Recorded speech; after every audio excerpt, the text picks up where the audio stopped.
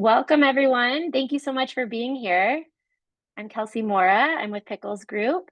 We're going to just take a few minutes and let everyone in. But while you're here, if you're in a safe position to let us know maybe where you're joining from, what brings you here, we would love to connect with you.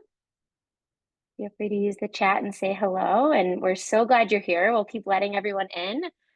Pickles Group is hosting this webinar in collaboration with some incredible organizations. You can see their logos on your screen now. We have Zero Prostate Cancer, Fight Colorectal Cancer, Epic Experience, and Man Up to Cancer. We're going to share more about their respective organizations throughout the evening. You will also receive lots of information in the follow-up email from all of the respective organizations.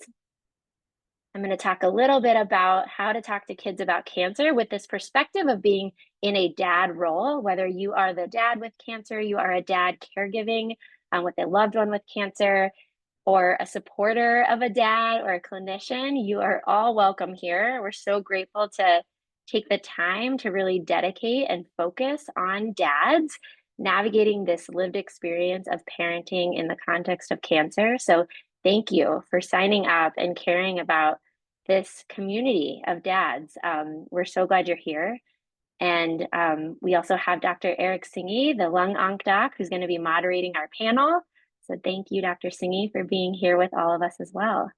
I see there's some messages in the chat. I see you've got folks from Washington, Connecticut, Chicago, Oregon, Chicago. Awesome. Thank you, everybody, for being here. And this is being recorded. So for anyone who's not able to make it, or if something comes up and you do have to hop off, you will receive the recording in the email. And so we're just really glad you're all here. Alaska, awesome. Thanks, Kyle. Glad you're here. I know time zones can be tricky sometimes for different folks, so grateful to all be together. All right, I'm going to go ahead in the interest of time. I'll get us started. Ileana, our Associate Chief of Staff, is here and monitoring the chat. So if you do have questions or things you want to share or ask, you're welcome to do so, and we can weave that into tonight's presentation as well. So again, I'm Kelsey Mora. I'm the Chief Clinical Officer for Pickles Group. I am a dual certified child life specialist and therapist, so my whole career is really built on supporting kids in the context of illness and grief. And tonight, this is our first time doing this webinar dedicated to the experience of dads talking to kids about cancer. We have done other collaborative webinars, and we will have many more throughout 2025, but we're really kicking it off this year with this really important and unique discussion. So thank you to our partners, Zero Prostate Cancer, Epic Experience, Fight Colorectal Cancer, and Man Up to Cancer. We're so glad you're here. And I'll go ahead and get into the content here. So for anyone who's new to Pickles Group, just want to remind you that we are really focused on supporting kids and teens who have a parent with cancer. We do that in three main ways. So we are focused on providing honest and age-appropriate information, coping skills, and a connection to peers. So on the screen, you can see some photos from our programming. We offer national programming or international, both virtually and then with a few cities in person as well. So kids can join us from anywhere, and we have youth programming for 1st through 12th graders. But really the beginning of that is helping parents talk to their kids. And so that's the purpose of these webinars, is to really lean into these difficult conversations, open the lines of communication so that kids then feel more comfortable talking about this difficult concept. All right, so we're going to talk a little bit about developmental responses to cancer. We'll talk about infancy through adolescence, although our youth programming is really focused on that school age range, so 1st through 12th grade. We have a free family cancer support kit. That is something that you will all receive a copy of, but it's also something you can request for your family, for your loved ones, for your patients. We have those being distributed all over the map in hospitals and clinics across the globe. And that's available in English and Spanish. So I'll do a deeper dive into that support kit, although not too deep, because I want to make sure we have plenty of time for the panel. And we have more about that on our YouTube page. And then we'll pivot to our family panel and discussion. So we have a group of dads here to talk about their own lived experience parenting through cancer as a patient, as a caregiver, or both. And we'll wrap up with just there is some knowledge in here about what these partner orgs can provide for you. We'll be sending a follow-up email with that information as well. All right, so let's talk about these developmental responses. I saw some of you that are registering have kids in really young ages. I think I saw a 2-year-old. I know there's a lot of people here wondering about teenagers. So we'll start with the little ones. So infants and toddlers, of course, they can't understand quite as much, but they do sense the changes in their environment. So they're aware when they sense, that feelings are going on. I know we're going to hear from one of our panelists who has a lived experience of teaching little ones and how they perceive their physical changes. And so these little ones, they're curious. They recognize when there's something up, whether it's a lot more people, disruption to their caregiving schedule, a parent that maybe can't, is their abilities have changed and they can't hold them or play with them in the same way. And so they may not be able to understand in the same way, but we can start talking about them and then building on it as they get older. And then that brings me to the preschoolers. So they do have more understanding, but they're often going to relate it to their familiar experience. So if we only talk about cancer as a sickness or an illness, they may think that it's contagious. They may think that it's caused by germs or that it should be a runny nose or a cough and that their person might get better more quickly. And so we want to help preschoolers understand how cancer is a problem with the cells and that it's different from the types of sicknesses that they're used to. Our elementary age kiddos have a lot more understanding, but they may have misinformation. If we don't talk about it with them, they may try to seek information from unhelpful places, maybe the internet, maybe friends. And so we really want to build a community where kids feel safe and comfortable asking these really hard questions. And Pickles Group was really started because kids in that age group were like, my other friends don't get it. They don't understand. And I want to meet other kids who do. And so you'll hear from Jeff Lavacek, one of our founding families, whose kids were asking that question of, like, I want to meet other kids who get this. And so we've really created that community for kids. And then teenagers. Certainly, teenagers can understand a lot more. They may still need things explained to them. This is the first time that they're probably experienced this, or maybe they've experienced it with another family member, but this time it's different. So helping them understand. But they're also thinking a lot more about big picture. They might be struggling with roles. How's this going to affect me? They may not be as comfortable sharing their feelings. And so demonstrating some of that through these 3 tips that I'm going to talk about can be really helpful for teenagers too. Okay, so this is what our Family Cancer Support Kit looks like if you haven't seen it. This is the English version, and then like I said, it's also available in Spanish. We will be having a Spanish language webinar and panel in September, so we hope that you'll join us again or share that with your loved ones or your patients so that we can deliver this content in Spanish language that's also culturally sensitive and hear from Latino and Hispanic families on the panel who've lived this experience as well. So the 3 guiding tips for talking to kids and teens about cancer. So this is not just that initial cancer diagnosis. This could really be any conversation throughout the cancer experience, a surgery, a treatment, a change, a hospitalization. And so those 3 tips are share information, share expectations, and share feelings. So I'm going to start with share information. And like I said, I'm not going to go into as much detail because I do want to make sure we have plenty of time with the panel because it's so helpful to hear directly from dads who've lived this experience. But what we found, so there, we are going to share some information from an article that looks at, I think it's 10 dads in Ireland who have cancer. And there are some themes that come out of that article. And I can attest that I've seen it in my work, and certainly the panelists can relate to it as well, that sometimes dads aren't always the ones that feel as comfortable or in that primary role to be the ones sharing hard information with their kids. They might rely on a professional at school or their co-partner, co-parent, or spouse to have those hard conversations, and it might not feel as natural. Men's health literature talks about how men have a harder time sharing their emotions and being vulnerable. They might be seen as the protector, the natural protector, which may make dads think that they shouldn't share information with their kids. But often kids thrive when they have honest information because when we protect them, they try to protect us back. And then it makes them not as comfortable talking about their feelings and talking about their concerns. So sharing information is really about opening the lines of communication. And that might not feel as natural, but it's really helpful for kids to know this is an okay topic for us to discuss. You can start with the need to know. So anytime there's a big conversation, it might be talking just about what they need to know right now.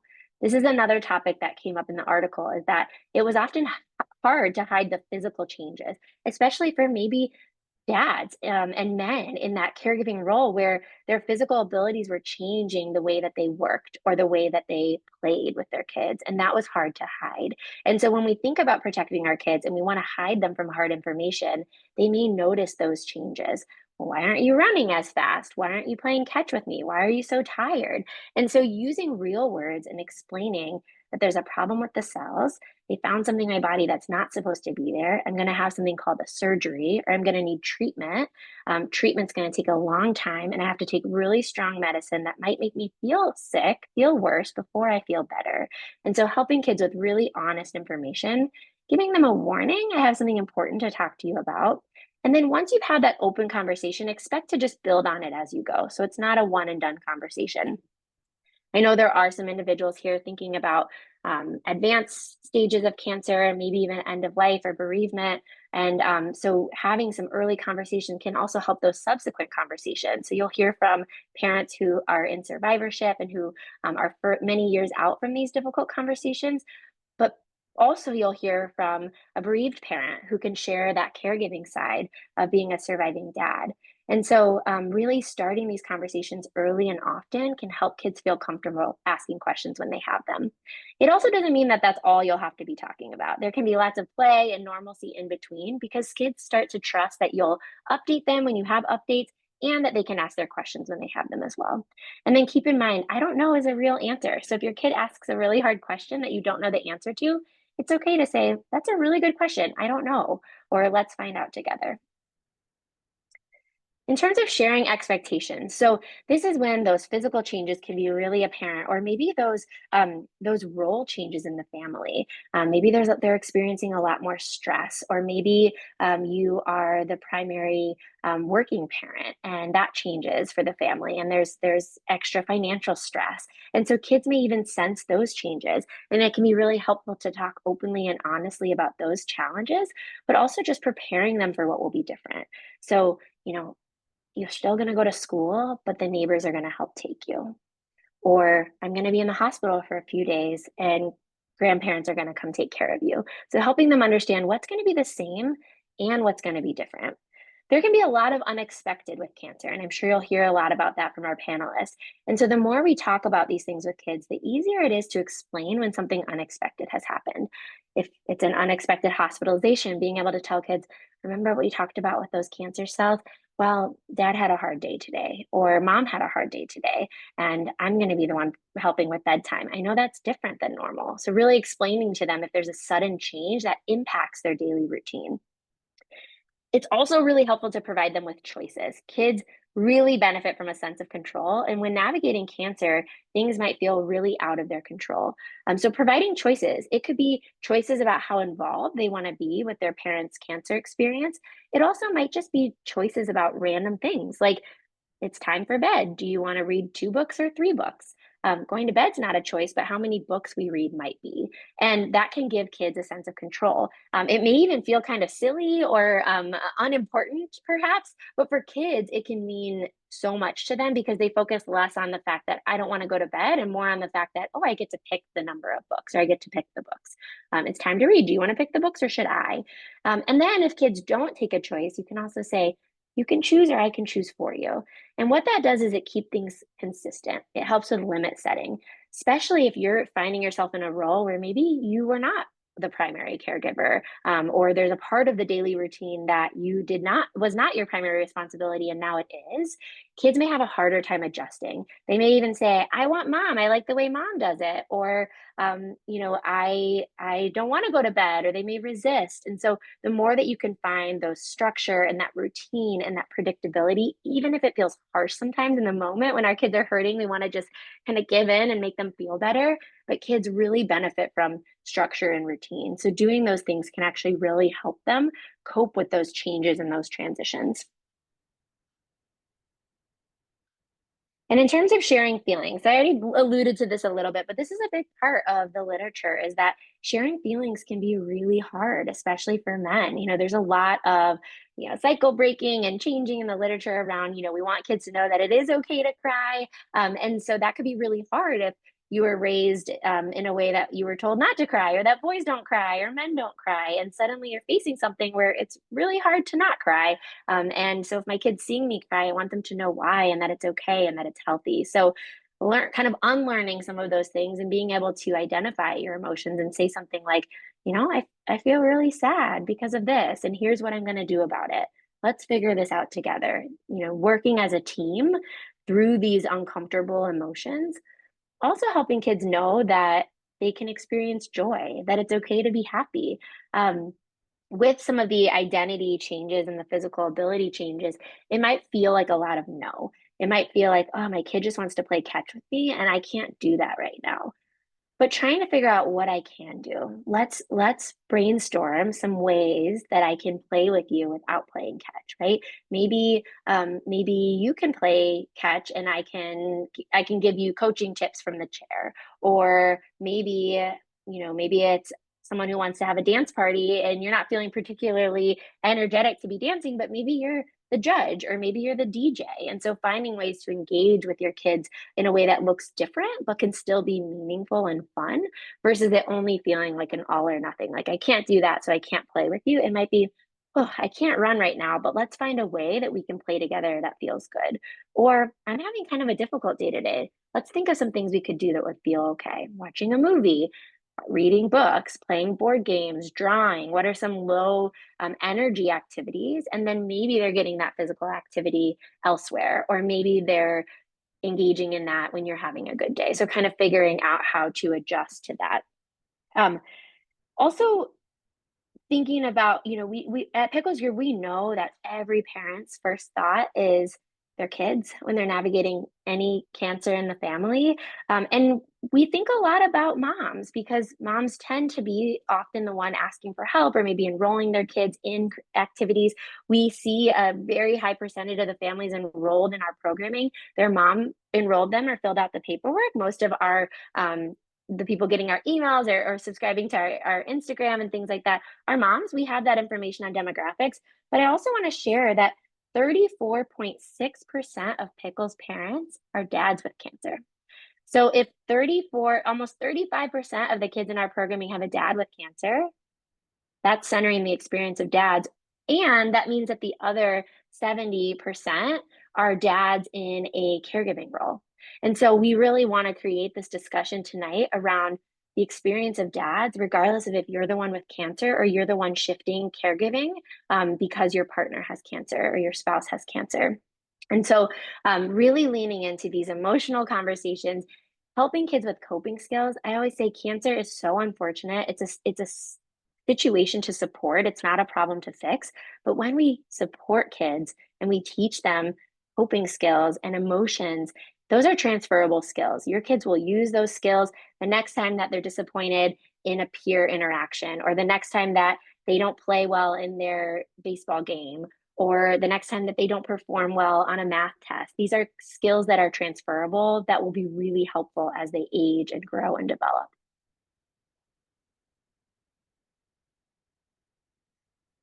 So I'm going to pause. I know I've shared a lot. I want to just remind you all that all of our families on the panel are representing one of the respective organizations here tonight. So again, we have Zero Prostate Cancer. They are focused on building community and support around the experience of living with prostate cancer. We have Fight Colorectal Cancer, which has similar resources, support, community building around the experience of colorectal cancer. I don't have the exact percentage in front of me, but I believe 9% of the dads who have cancer in Pickles Group are facing a colorectal diagnosis. Man Up to Cancer is dedicated to helping men go through cancer with other men. They're building groups, they're building chapters, and you have an inside scoop here that tomorrow their platform is actually going live and will no longer require social media to join. So that is super exciting. If you're a gentleman here who's like, I want to be part of a group, tomorrow's your lucky day because Man Up to Cancer is making it even easier. And then last but not least, we have Epic Experiences here, which is all about adventure-based experiences. Think cancer camps, retreats, meetups, and they also have a podcast called Campfires of Hope, which Pickles Group is hoping to be involved in very soon. So I'm going to turn it over to Dr. Eric Singhi to settle us into the panel, and then we will hear from these incredible parents and learn a little bit more about these respective organizations as well. Thank you. Thanks, Kelsey. Thanks, Pickles Group, for having me. I'm really excited to be here. My name is Eric Singhi. I'm a thoracic medical oncologist, so I treat patients with lung cancer at my institution. And I really focus on treating patients that are 50 and younger, which we define as young onset lung cancer. And so the way I connected with Kelsey and the Pickles Group was actually just thinking about the patients that I see in clinic. They had to navigate this really tough conversation of how do I talk to my kids about my diagnosis? How do I help them with the experience while I'm also living that experience with cancer? And it really sat with me, and I wanted to educate myself, and I wanted to be able to educate my patients with resources like Pickles and the groups that they have to offer. So thank you, and I'm really excited to be here tonight. We're going to kick off with just getting to know our panel. So I'm going to ask each of you if you could briefly let us know which organization you're with tonight, and then what's been your lived experience with cancer as a father. Joe, I'll start with you. So my name is Joe Bullock, and I'm currently serve as the interim executive director for Manatee Cancer. I'm a stage 3 colorectal cancer survivor of 7 years. Both my kids were teenagers when I was going through cancer, and I was a stay-at-home dad at the time and a part-time pre-K teacher. So it was a real difference for us was that my kids were used to coming to me. So it really was kind of the dynamics in my household kind of switched in many different ways through that period as I was going through cancer. So I'm glad to be here and to share with you today. Thanks for being here, Joe. How about Denny? Do you want to go next? Absolutely. Yeah, thank you. Again, my name is Denny Williams. I live on the outskirts of Louisville, Kentucky. I am currently the Director of Programs and Alumni Engagement with Epic Experience. My cancer journey, I was diagnosed in January of 22 with esophageal cancer. I had 2 boys at the time as well. They were 12 and 15 at the time. And yeah, this topic was very heavy on my heart, obviously, as a father. One, how do you tell your kids? One, how do you talk to them? So I'm very grateful to be here and looking forward to hearing everybody on the panel as well. Thanks, Denny. We'll talk with you, Jeff, next. Thanks. My name's Jeff Lavacek. I'm representing Pickles Group. We were one of the founding families. Like Kelsey mentioned, we had kind of a recognition that there wasn't support out there for kids whose parents had cancer. So there was just a few families that did it on our own, and just to get together and realize it was something that we wanted to share. We have had, my wife had lung cancer. She started or was diagnosed in 2017. My kids were 9 and 7, and I was diagnosed with colorectal cancer in 2019. Fortunately, my wife passed away in 2022, and so my kids now are a junior and a freshman in high school, 17 and 15, and so I'm kind of coming at it from all different angles: caregiver, survivor, widower, and dad. And I'm really excited to see everybody here. Thanks, Jeff. Really appreciate you being here and all the perspective you have to offer from all of those different angles. And then we'll also ask Jack to introduce himself. Hey, I'm Jack Beeren. I'm representing Fight Colorectal Cancer. I'm an ambassador with them. Actually, an ambassador last year, and this year I'm one of the mentors for the new ambassador class.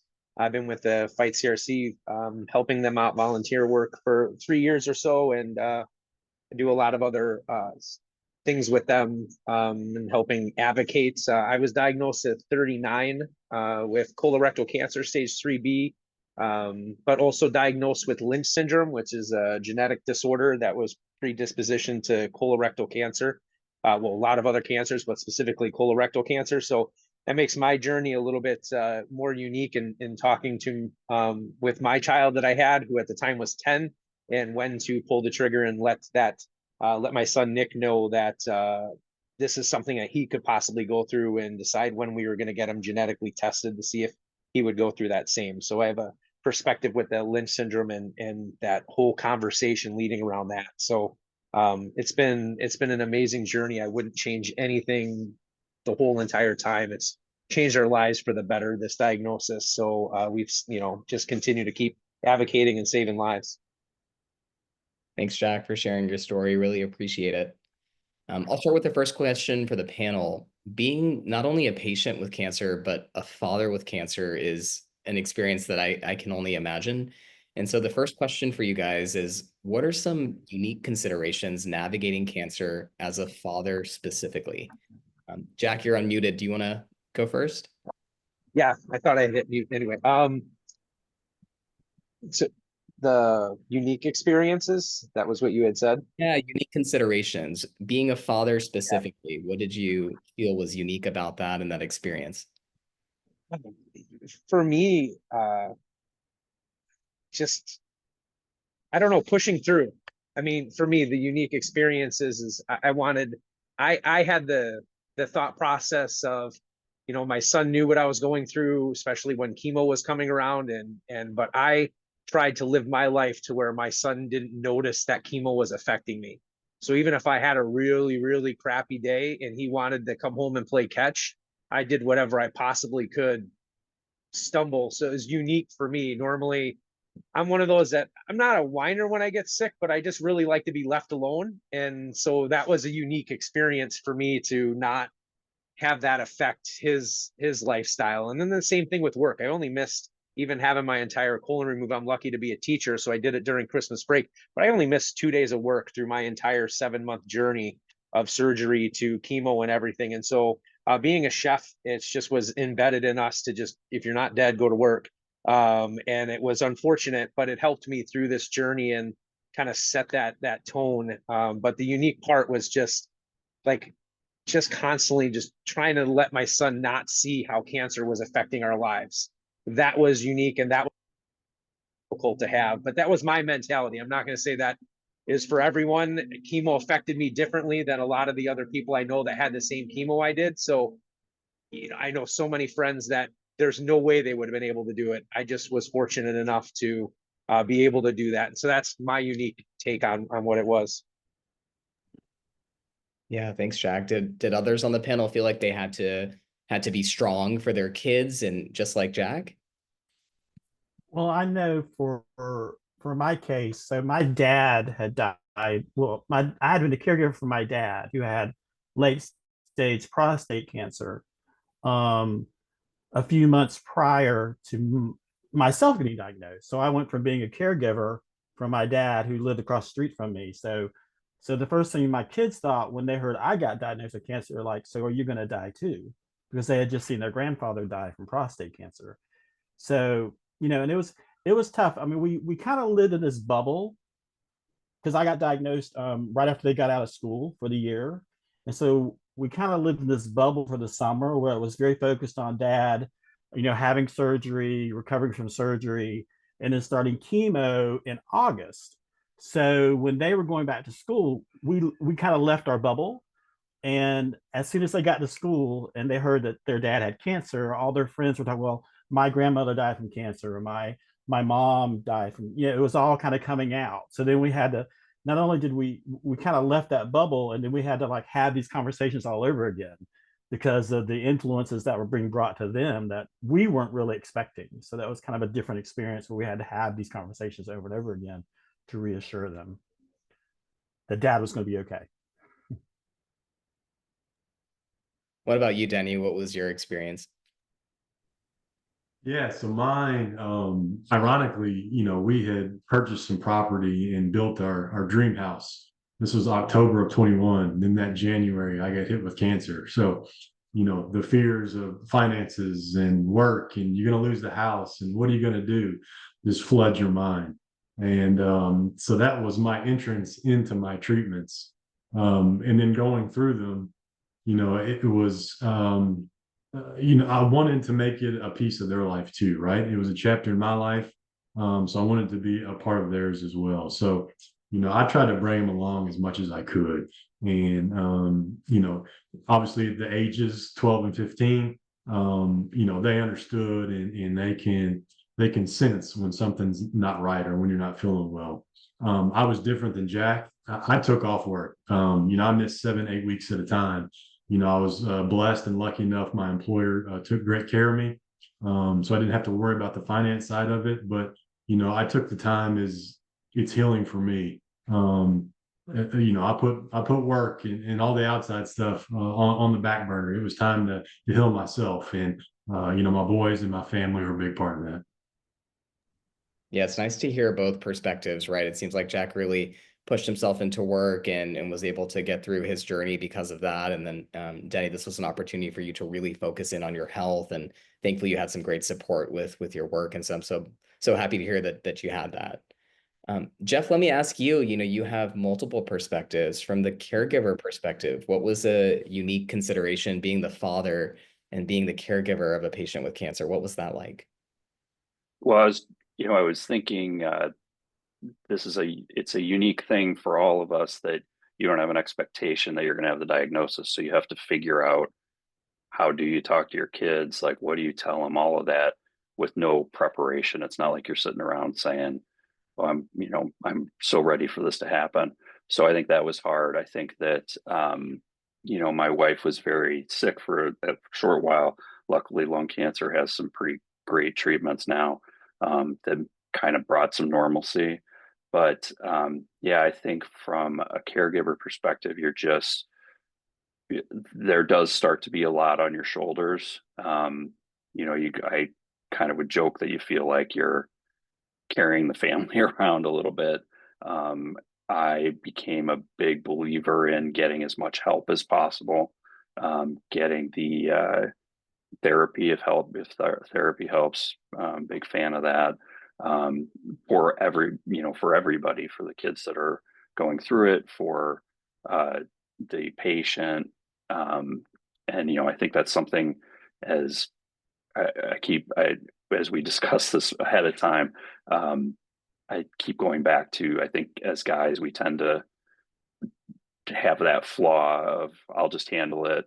I'll handle this. I'll handle that. I'll handle everything until it's just untenable. So, yeah, I think from that perspective, I'm a big fan of leaning on other people, giving yourself grace, and I was big on telling my kids, they were still pretty young, but this sucks. It's not fair. There's nothing about this that's fair. You can't, my son would say, oh, it's just, it's unfair that this is happening. And it's like, we just have to throw it out the window. And we're at a new reality and we're going to make the best of it. So. Yeah, thanks, Jeff. I appreciate that perspective. Giving yourself grace, I think, is so important. And then I think even just level setting and saying that this is not fair and cancer sucks. Like, I think we all agree on that. The provider perspective, the patient perspective, the caregiver perspective. I really appreciate you putting that out there. Let me focus a little bit more now on sort of that conversation, the discussion that you had with your children, and we'll attack it from sort of both ends. First, what do you feel was a benefit of discussing cancer with your kids?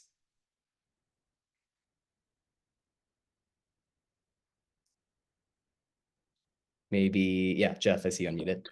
I think that, you once again, you have that gut reaction that you kind of want to hide it. And I think you can keep the normalcy or strive for normalcy while still keeping it out there and not having it be secret. Because I think for my kids were elementary school age, so that misinformation, I asked my daughter, what do you know about cancer? Her thing was, you lose your hair. And uniquely, neither one of us lost our hair. So it was, of all the things that could happen, that was the one that didn't.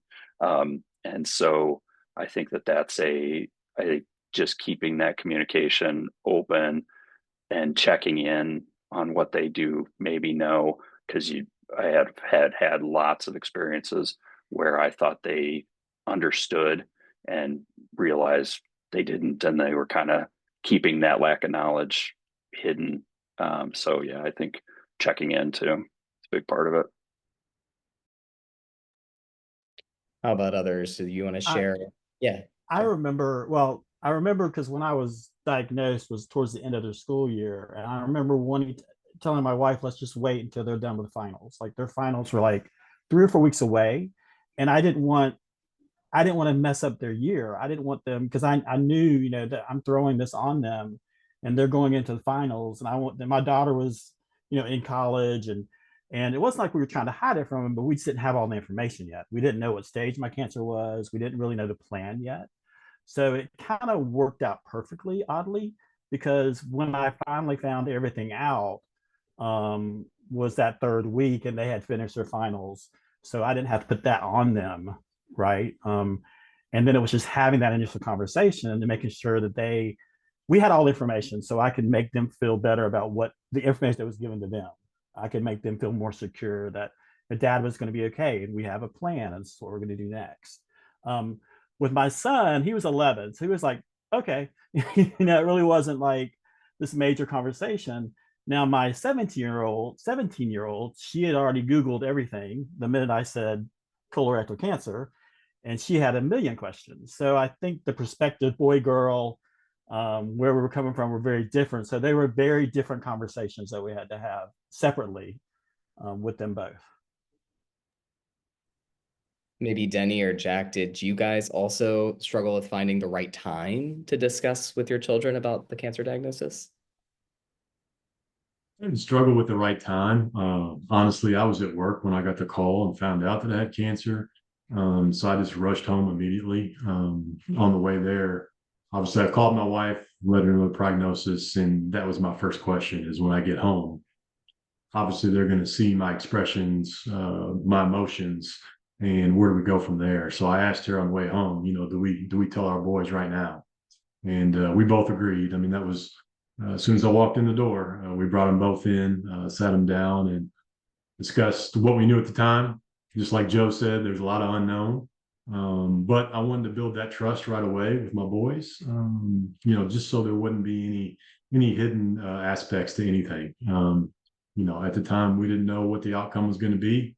Any cancer diagnosis, first thing that goes through your head, live or die, right? And so I'm blessed that for me, I can call myself a survivor, but if it did go down that direction, I wanted the trust to be built there just in case.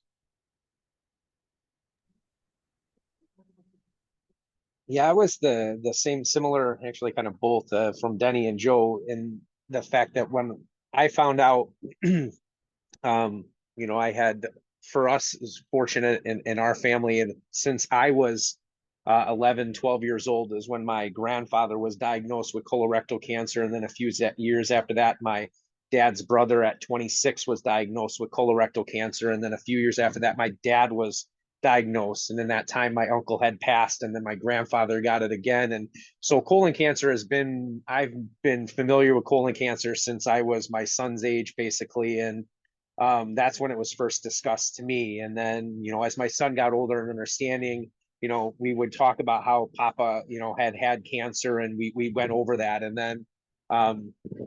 then I had some symptoms, or actually a symptom, and had the colonoscopy in early December, and that's when I was diagnosed. And so I knew right away then.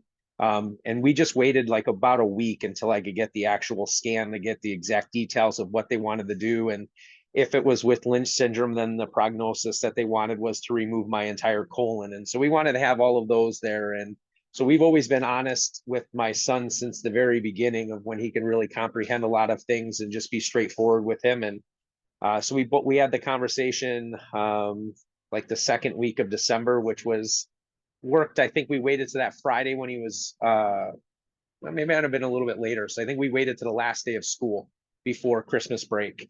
So we didn't affect his learning at all. And then that's when we told him, and then just had that conversation. And then we also talked to him about Lynch syndrome, that this is a possibility and it's genetic, and something we don't want you to worry about now, but we're honest, and we want you to know that this is a possibility, that when you turn of age, we're going to have to get, a genetic test done. And so we were honest with him always from the beginning about what the possibilities could be. And, just having that explanation of like, my dad had cancer, and, Papa's still alive and he's going strong. Right. And he's like, yeah. And I said, that's right now, that's my progress. That is mine, prognosis right now too. Same stages. Actually, Papa had a stage 4, and I'm only stage 3. So prognosis wise, and just trying to use all of those the numbers game as for someone 11 years old to make it understand like, hey, so I have a better prognosis. There's nothing to worry about, you know, and that's kind of where we sat on all of this. But I think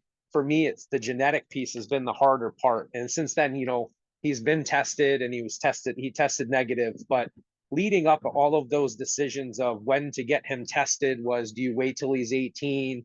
Does he make that decision? He wants to know right away, but if you get him tested before 18 and he tests positive, what's this poor child now when he gets 18? What's he going to do for life insurance that's going to support his family? Because no one, or if he does get a life insurance policy, it's going to be so outrageous because he's predispositioned to cancer that it's going to be crazy. So now here I am, my son's 11, and now I'm thinking about what are we going to do for life insurance for him? If he is, you know, you can only take so much life insurance out on someone under the age of 18. And so we had to get a financial advisor and talk to them about that. So so it's been a little bit crazy, and you learn things and do things, and yeah. But we've learned a lot, and it's great. He's 19 now in college studying to be a pastor, and he does a lot of advocating. He's actually a junior member helping with Fight CRC to create a junior advocacy program to create awareness with children, with families dealing with colorectal cancer specifically. So he's been working with Fight CRC, Fight Colorectal Cancer, with them and creating a junior advocacy program. So I think what we did and had that conversation was just awesome. Wow, that's incredible. Thanks for sharing that, Jack, and especially that experience of navigating the cancer diagnosis as a family, right? And having to think about that genetic component. And then many of you said something really insightful about how children bring in what they already know about cancer, what they already know about another family member or a friend or a colleague who has cancer, right? They bring that experience to your experience. And so I think really having that conversation and talking about how your case may be different from what they've heard before, what they've seen on TV, things like that is really important. I want to focus on some advice that you may have for some parents who are thinking about talking about cancer with their kids. If you could reflect back on your own experience, knowing what you know now, knowing how you navigated through that experience, what's one piece of advice that you would give to a parent who's thinking about starting that conversation? Jeff, I'll start with you. I would say probably just not throwing the kitchen sink at it, and just do a little research if you can. We weren't afforded a lot of time because my wife was in the hospital, so we had to explain right away. But be honest. You also don't have to tell every single tiny detail. They'll ask if, you know, to an extent they'll ask. Of course, I was also saying they might not ask. So it's a trick, but yeah, I would say just figure out kind of what they sort of need to know, and go from there. But just honesty and helping them to know that you're being honest with them. You're not keeping a secret from them, and that way they'll be more comfortable to ask you what they need to know. Yeah, I love that. What about you, Joe? I just to reiterate what Jeff was saying. I think it is going to be more than just one conversation. You know, you just share with them what you know at that moment, but then realize it's going to be multiple times you may have to sit with them and talk with them through it, especially as you go, you face your surgeries, you face your treatment. You know, they're going to have a lot of questions. One thing that our cancer center did, and I don't know if I was at Duke Cancer Center, is they actually have a program where they'll actually take the kids through a day that dad or mom goes through as a patient. They'll actually take them into the infusion room. They'll actually show them, well, this is where mom and dad goes.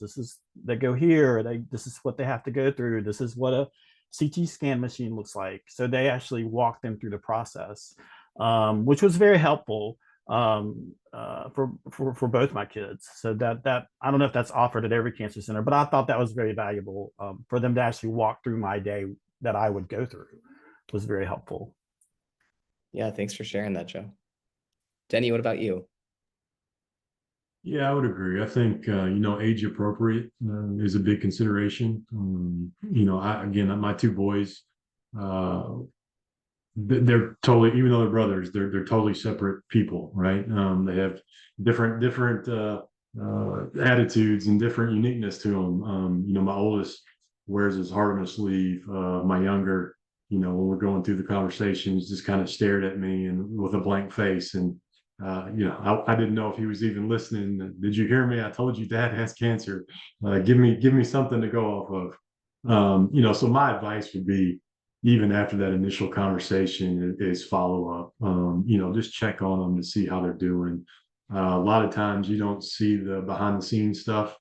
We got phone calls from school that, our youngest broke down in class, and my older boy, he was studying cancer in science class in high school, and had to give a presentation when I was going through my treatments. And so you never know the behind the scenes stuff. And so that would be my advice, is just check on them, obviously often, regardless of where you are, where you're going, but just to make sure that they're okay. Yeah, thanks, Denny. And Jack?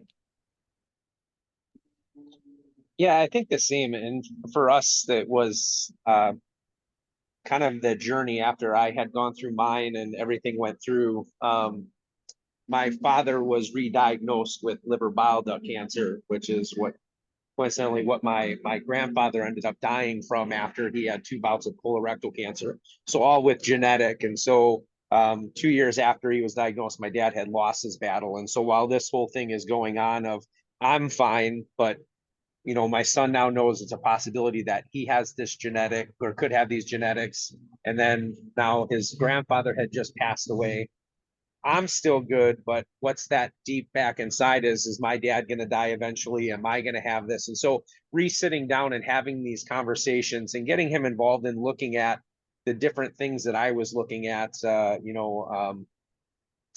Alive and Kicking and some of these other organizations that I was kind of toned in with and learning about Lynch and colorectal cancer. I would, loop him in on it, because his age, as he's getting older, they mature more and you're able to share a little bit more with him. And I think that kind of helped a lot in just being honest and helping him, do his own research and showing where to find that information so he can process it. I think it's a lot of you just telling them all of these things and they're going to process what you're telling them. But I think, especially adolescents and their brains, they're going to process it differently when they read it themselves.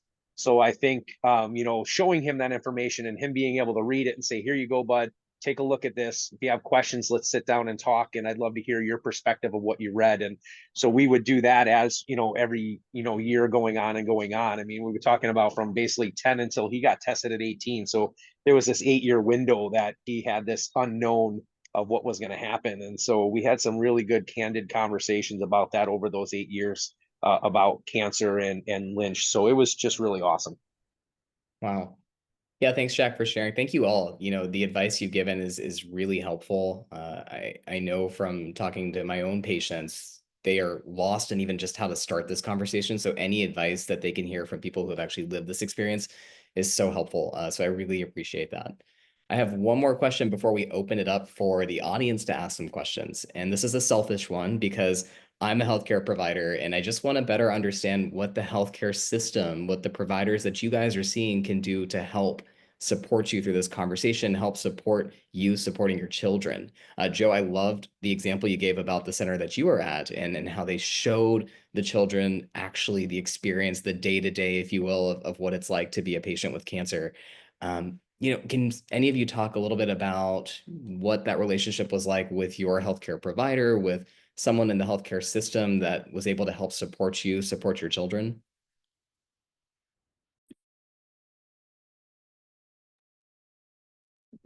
I can jump in, and I think that the tour thing is amazing. I would love to see every cancer center do that. Ours did not. I think that's sort of what Pickles was born out of, and so I think our hope as an organization is that you guys can have a stack of support kits and say this is an organization and they can help you to to talk to your kids about cancer. because we got very little. We got excellent, amazing, world-class care, but there's just that's a missing point. So, you know, I think having a resource to be able to hand to them and say these people can help you, or, you know, over time, if that can be something that's at every cancer center, have, you know, a chapter or whatever, would be super helpful. But it's a tough thing for the healthcare provider to do. You know, it's not that it's not your place, but, you know, you're there to work on the cancer, and those sort of niceties are tough.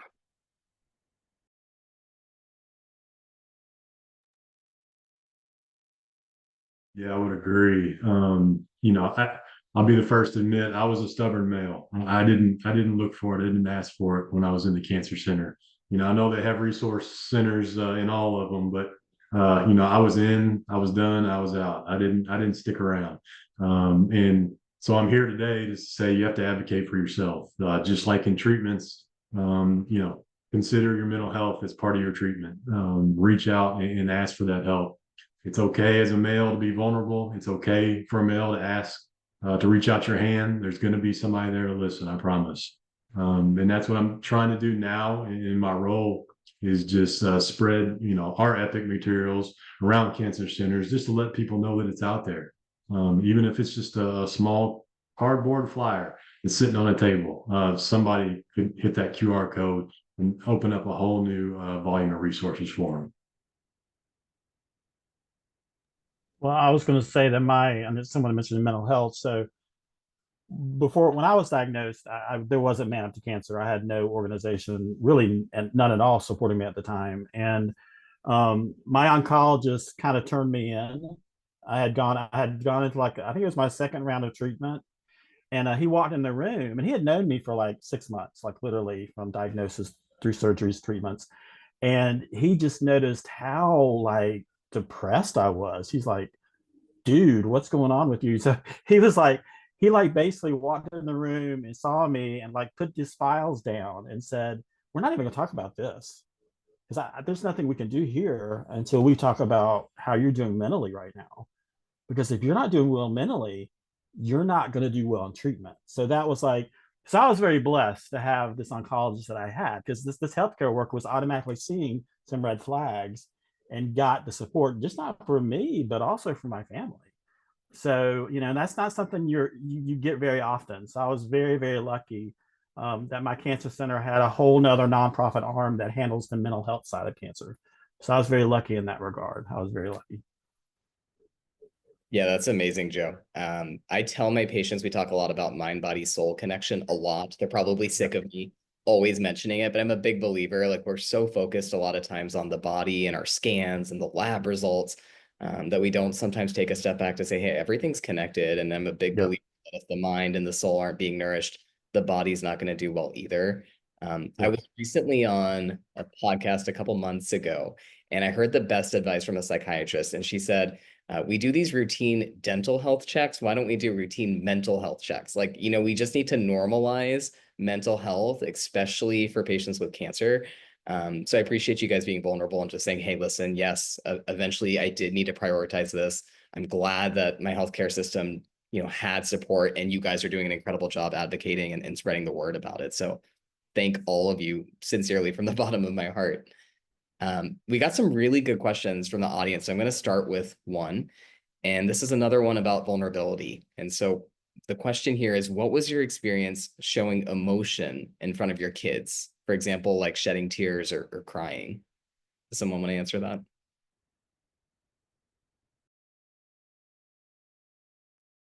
I mean, I can go. For me, when, I don't know, I grew up in a household that you didn't cry. Like, that's just was, my dad was a pretty intense dude and loved him to death, but you didn't cry.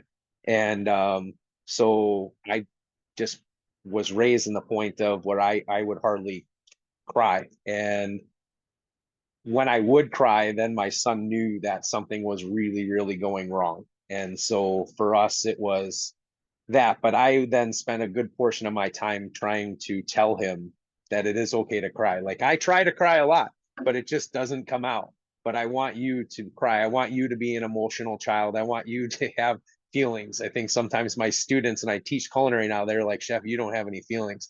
I'm like, trust me, I do. But so it's just, it was the way that I was raised, and I didn't want my son to be that same way. And so for me, it was, don't be afraid to show your emotions. And now I'm a big advocate in the culinary world. Also now what Joe had talked about with mental health, and just don't be afraid to talk about, why is there the same thing with colorectal cancer? Why is there a stigma about talking about poop, right? Why is there a stigma about talking about mental health? There should not be. And we spent a good portion of my 4-hour class talking about mental health and how to help each other within the kitchen realm. And it kind of just leads over into cancer. And I talk about with my students that too. So it's kind of just all falls through on that. Yeah, thanks for sharing that, Jack. I'll ask one more question from the panel before I give it back to Kelsey to wrap us up. Any advice for supporting grieving children when you as a dad are grieving yourself? Yeah, I think I'll go back to just making this a part of their life, right? I remember when I was going through my treatments, my radiologist printed off a calendar of all my appointments, and it was like the countdown to Christmas. Every day I would come home and I would X through that day, so I knew exactly how many I had left. At the time, I did lose my hair going through chemo, so when that happened, me and my boys and my wife went out to the back deck. We shaved my head together. So I always tried to bring them along in every step of the process, just so they could feel it, I could feel it, and to this day we reflect on all those memories that we had. Yeah, thanks, Denny, for sharing that. Jeff?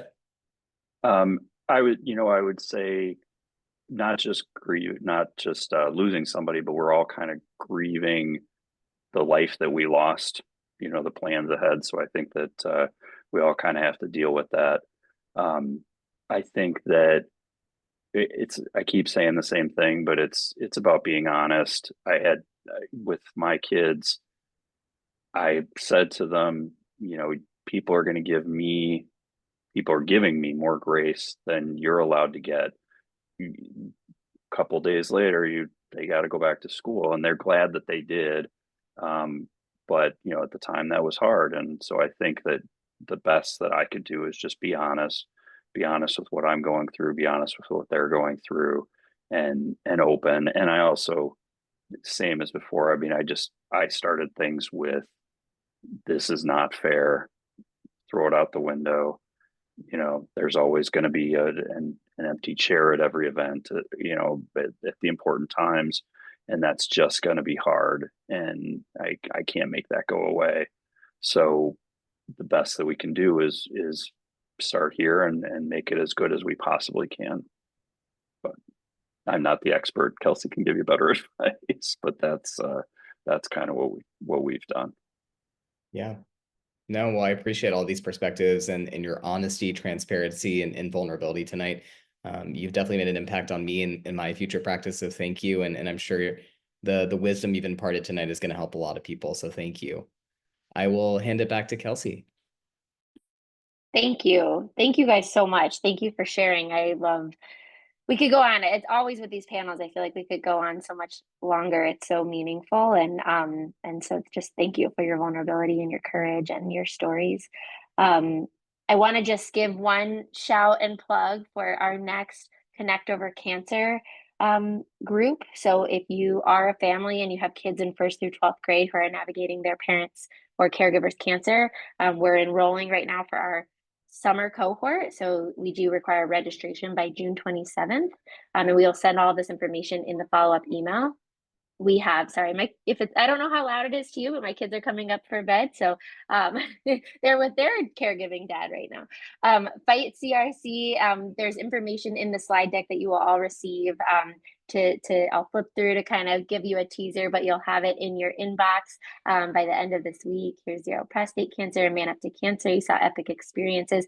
We also have on the call, Male Breast Cancer Alliance. They'll be sharing some information in the follow-up email as well for preventative and early detection.